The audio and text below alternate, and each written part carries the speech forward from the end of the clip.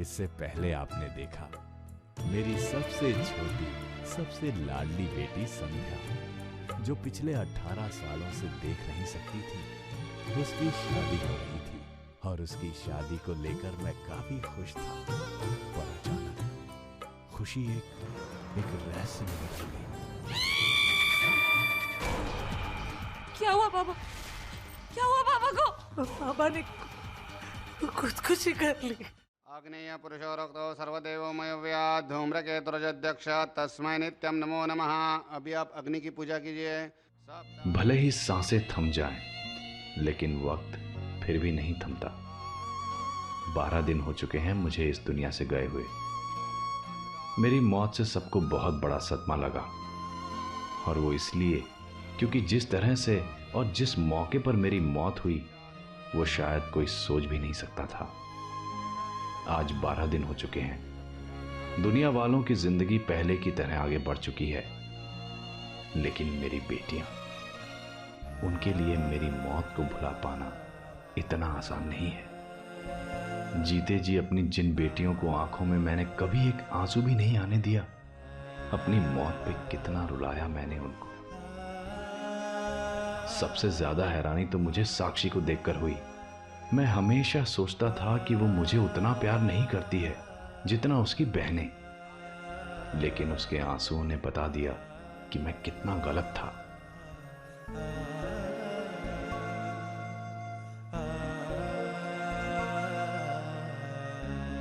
क्यों चले गए बाबा? अक्सर ऐसा होता है ना, हम सोचते कुछ और हैं और हकीकत कुछ और ही होती है। आप क्यों चले गए? नहीं रह पाएंगे आपके बगैर बाबा। वापस आ जाइए, हमें इस तरह छोड़ के बच जाइए, बच जाइए, हमें इस तरह छोड़ के।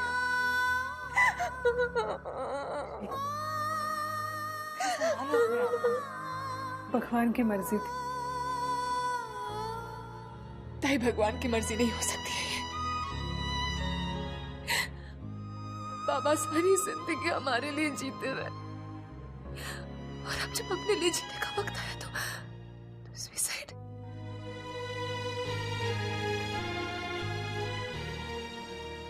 नहीं ताई, बाबा सुसाइड नहीं कर सकते।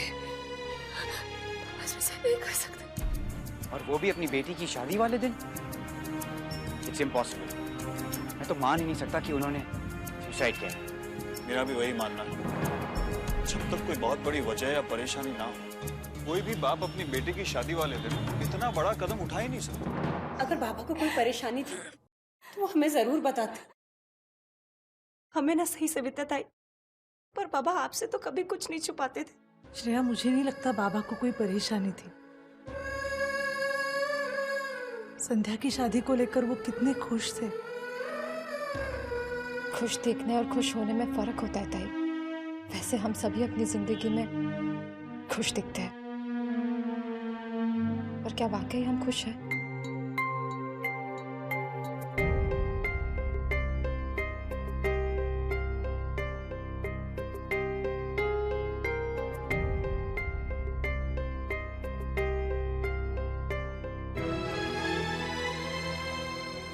मुझे नहीं लगता बाबा को कोई परेशानी थी।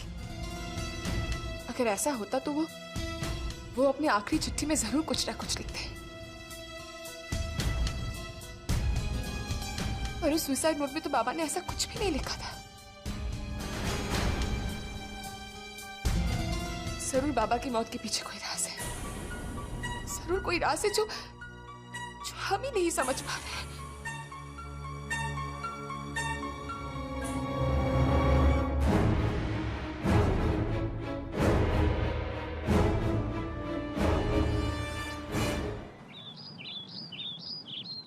छोड़ दो मुझे, छोड़ दो मुझे, छोड़ो मुझे। आखिर कब तक मुझे ऐसे बांध के रखेंगे आप? चाहे जो हो जाए, मैं सबको सच बोल के रहूंगी। मैं सबको चिल्ला चिल्ला के कहूंगी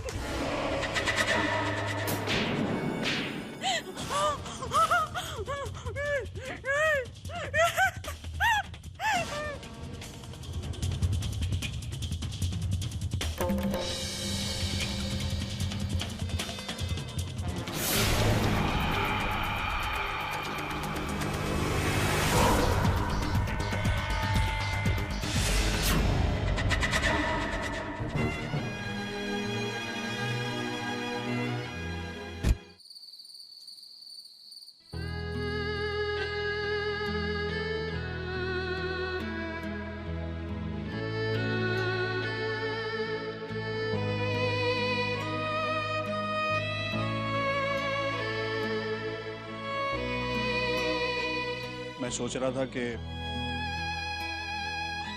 हम सब कल ही यहाँ से घर वापस चले जाते।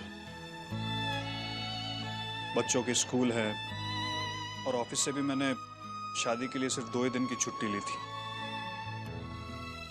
यहाँ पे इतने दिन हो गए, वहां पे बहुत सारा काम पेंडिंग होगा। तो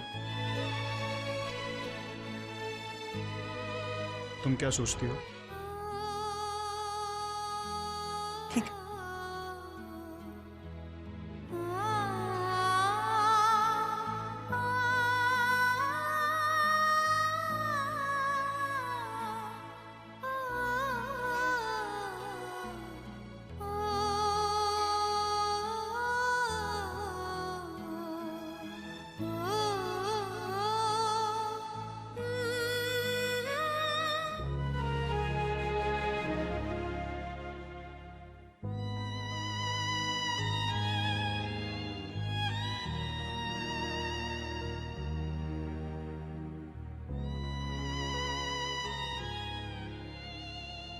मम्मी, नानू हमें छोड़कर क्यों चले गए? ओ मम्मा के पास। आपको पता है, आपके नानू को ना अकेले रहना बिल्कुल अच्छा नहीं लगता था। वो हमेशा अपनी बेटियों के साथ रहते थे। सुबह उठकर अपने हाथों से हमें नाश्ता करवाते थे और फिर हमारी चोटी बांधकर हमें स्कूल छोड़ाते थे। जब घर लौटते थे, जैसे मम्मा आप सबको होमवर्क कराती है, नानू भी कराते थे। सब लोग मिलकर खेलते थे। फिर एक एक करके उनकी बेटियों की शादी होने लगी। वो अपने अपने घर चली गई। जब उस दिन आपकी छोटी मासी की शादी थी, नानू को तो ऐसा लगा कि अब तो वो बिल्कुल अकेले हो जाएंगे। हम सब तो अपने अपने घर चले गए हैं ना। इसीलिए नानू ने तय किया कि वो नानी के पास जाएंगे। चले गए नानी के पास। अगर नानी के पास जाना हो तो हमें बता कर क्यों नहीं गए?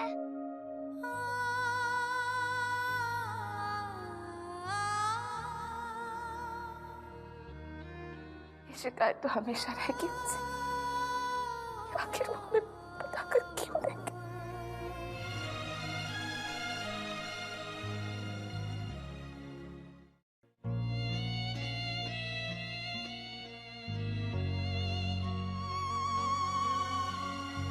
अरे युवराज, संध्या, हम ना।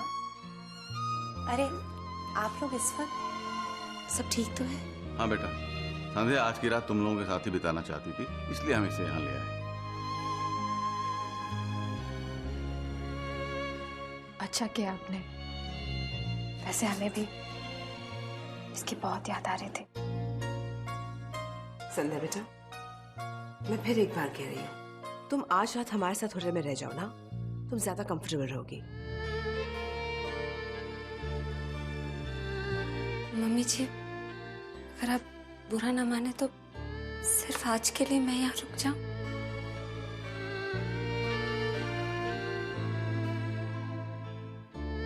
कोई बात नहीं संध्या, तुम यहीं रहो। हम तुम्हें कल सुबह लेने आ जाएंगे। बस इतना ध्यान रखना कि हमें कल ही ग्वालियर के लिए निकलना है। शादी की कुछ रस्में वहाँ घर पे भी निभानी है जो ज़रूरी है। तुम चाहो तो उसके बाद मैं तुम्हें वापस यहाँ छोड़ दूँगा। नहीं, अब यहाँ आके क्या फायदा? अब तो यहाँ बाबा भी नहीं।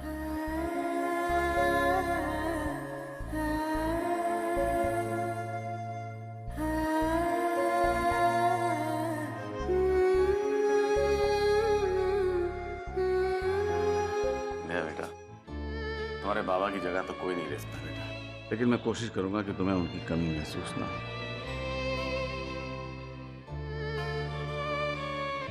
बेटा, कभी अपने आप को अकेला मत महसूस करना। हम हमेशा तुम्हारे साथ हैं। अब आप लोग आराम करो, हम चलते हैं।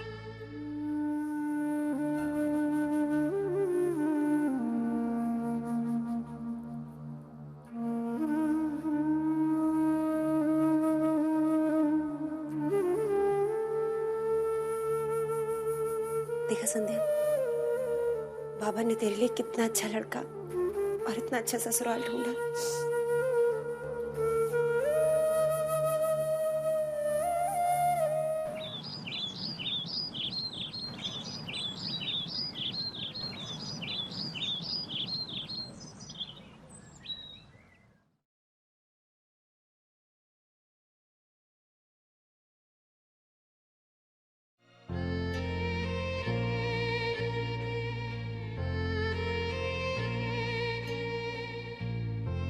श्रद्धा, तुम जा रही हो? मेरा मतलब है तुम अभी जा रही हो? हाँ ताई। अरे तो फिर रोहित के साथ क्यों नहीं चली गई? वो तो अभी आधे घंटे पहले निकल चुका है।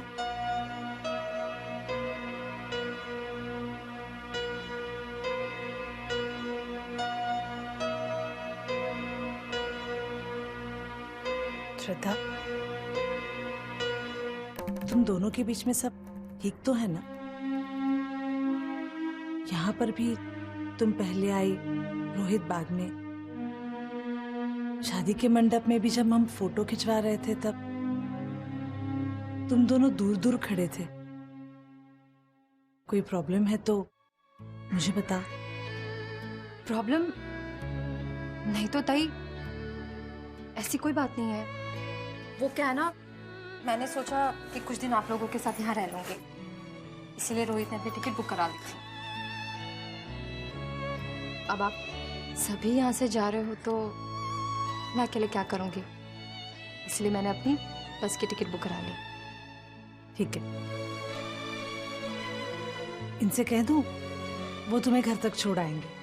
नहीं ताई, मैं अकेली चली जाऊंगी, काळजी करू नकोस का। श्रद्धा, इतना लंबा सफर है, अकेली कैसे? अकेली कहाँ? पापा की इतनी यादें जो साथ है।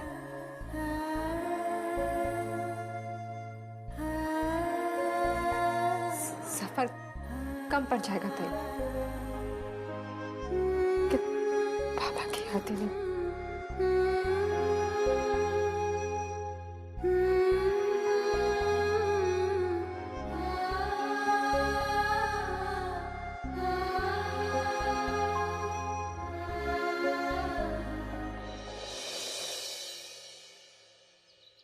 जल्दी, देर हो रही है।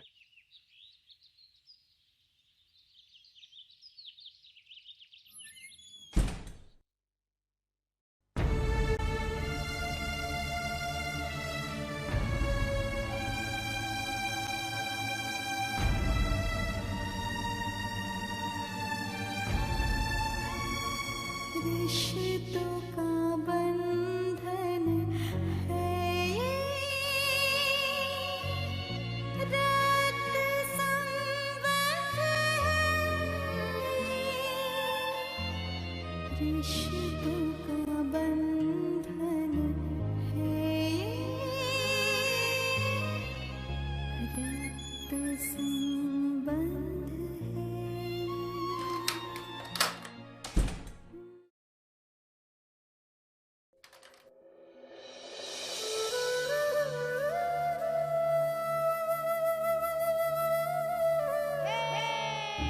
सब चलो, जल्दी चलो, जल्दी चलो, चलो पिकनिक पे चलो। बाबा, आप भी हमारे साथ पिकनिक के लिए चलते तो कितना अच्छा होता। चलो ना। नहीं बेटा, तुम लोग जाओ, मैं इस घर को अकेला नहीं छोड़ सकता। थोड़ी ही देर की तो बात है, ताला लगा देंगे, चलो। नहीं बेटा, इस घर में कभी ताला नहीं लगा है, ना ही मैं कभी लगने दूंगा। मुझे माफ कर देना बाबा, जिस घर में कभी आपने ताला नहीं लगने दिया, उस घर में आज मैं ताला लगा रही हूँ।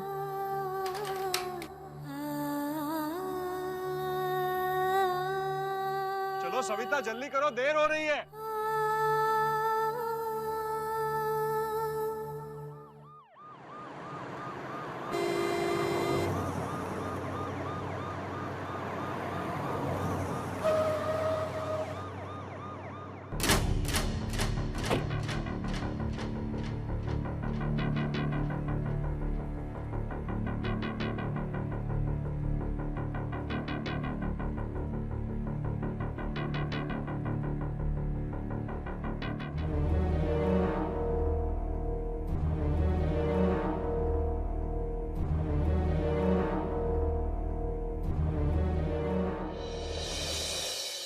जाने की तैयारी हो रही? जी हाँ इंस्पेक्टर साहब, अब सवरत्कर जी की सारी रस्में पूरी हो चुकी हैं। हम लोग बहुत दिनों से यहाँ आए हुए हैं और फिर अभी धीरे धीरे सभी को अपने काम में वापस जाना होगा ना। मैं समझ सकता हूँ, लेकिन आप सब लोगों को एक न्यूज़ देनी थी।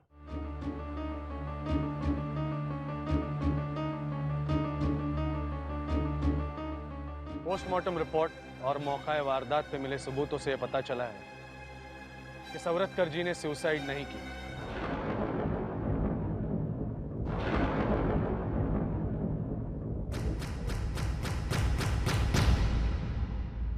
बल्कि उनका मर्डर किया गया।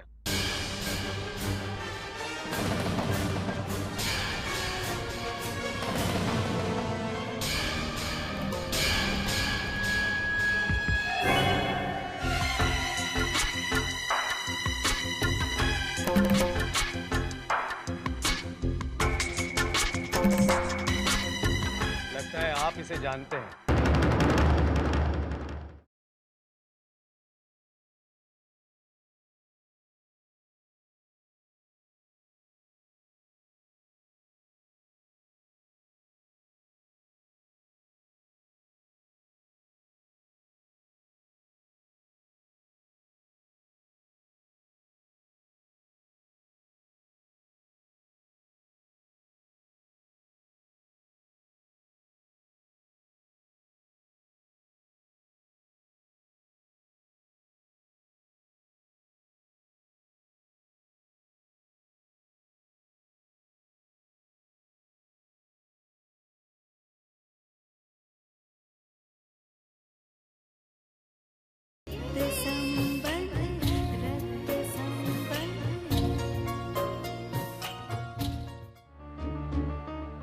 पोस्टमार्टम रिपोर्ट और मौका वारदात पे मिले सबूतों से पता चला है कि सवरत्कर जी ने सुसाइड नहीं की,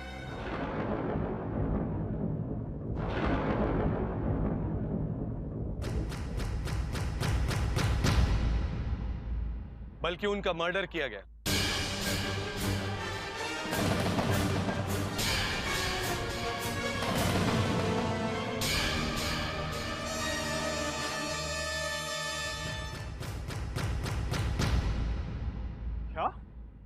Yes, he was murdered.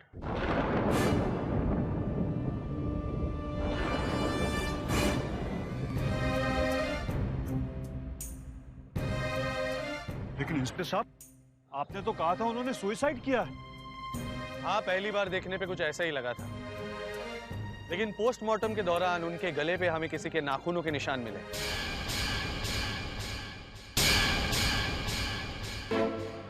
ऐसा लगता है जैसे किसी ने उनका गला दबाकर खून कर दिया और फिर उन्हें रस्सी से लटका दिया ताकि सबको लगे ये सुसाइड। सुसाइड नोट जो लिखा था सवरत्कर जी ने, वो? जी नहीं, वो सुसाइड नोट सवरत्कर जी ने नहीं लिखा था। हैंडराइटिंग एक्सपर्ट से जांच करवाने पे हमें पता चला है कि वो हैंडराइटिंग सवरत्कर जी की नहीं थी। अगर बाबा ने वो सुसाइड नोट नहीं लिखा तो किसने लिखा था? शायद उसी आदमी ने जिसने सवरत्कर जी की जान ली, या फिर उस आदमी ने जो इस पूरे षड्यंत्र के पीछे है।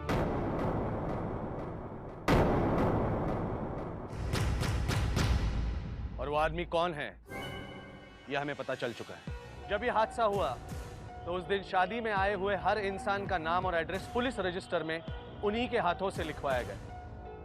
सबके फिंगरप्रिंट्स भी लिए गए। उनमें से एक आदमी की हैंडराइटिंग उस सुसाइड नोट की हैंडराइटिंग से मैच करती। और शादी की वीडियो फुटेज देखने के बाद हमें पता चल गया कि वो आदमी कौन है। शिंदे, फोटो दाखवा। यही है वो आदमी जिसने वो सुसाइड नोट लिखा। या फिर ऐसा भी हो सकता है इसी ने सवरत्कर जी की जान ली, या फिर ऐसा भी हो सकता है कि ये असली हत्यारे के साथ मिला हो। फिर भी आप लोग इसे ध्यान से देखिए।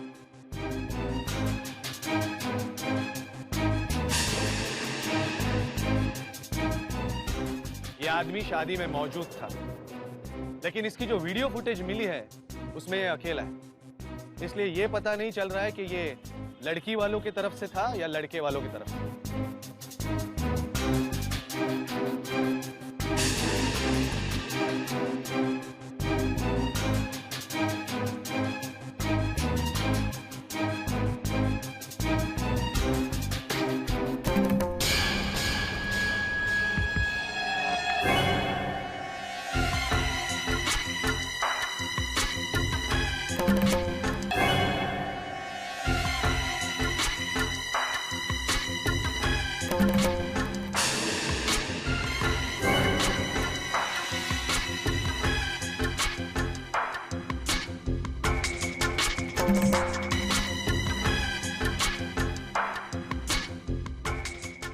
लगता है आप इसे जानते हैं। नहीं, मैं नहीं जानता।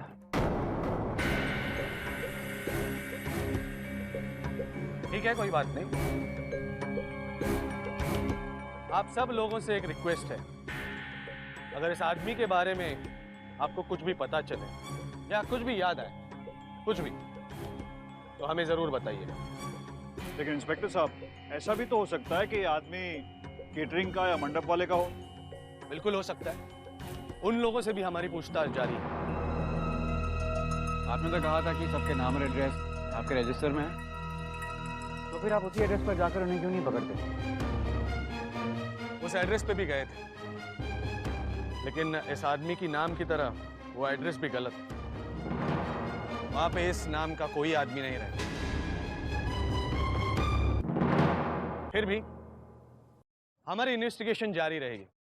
अगर जरूरत पड़ी तो आप लोगों को दोबारा तकलीफ देंगे। हम आपको फुल्ली कोऑपरेट करेंगे इंस्पेक्टर। Thank you.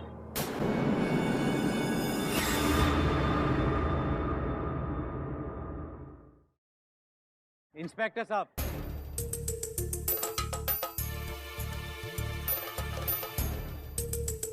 बाबा की जान जिसने भी ली है वो किसी भी हालत में बचना नहीं चाहिए। डोंट वरी, नहीं बचेगा। चलो।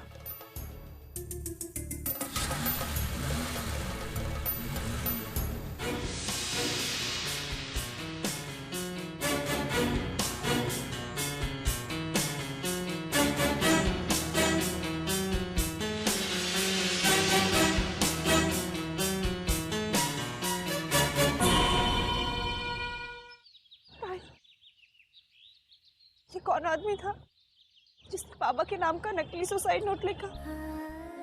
बाबा ने उस आदमी का क्या बिगाड़ा था जो उसने बाबा को मार डाला? मरने के बाद भी मेरे बच्चों की आवाज मुझ तक आ रही है, पर अफसोस कि मेरी आवाज तुम तक नहीं पहुंच सकती। बच्चों, मुझे माफ कर देना। पहले सच्चाई बताना चाहता था तो जिंदगी ने वक्त नहीं दिया, और अब बताना चाहता हूं तो जिंदगी ही नहीं है।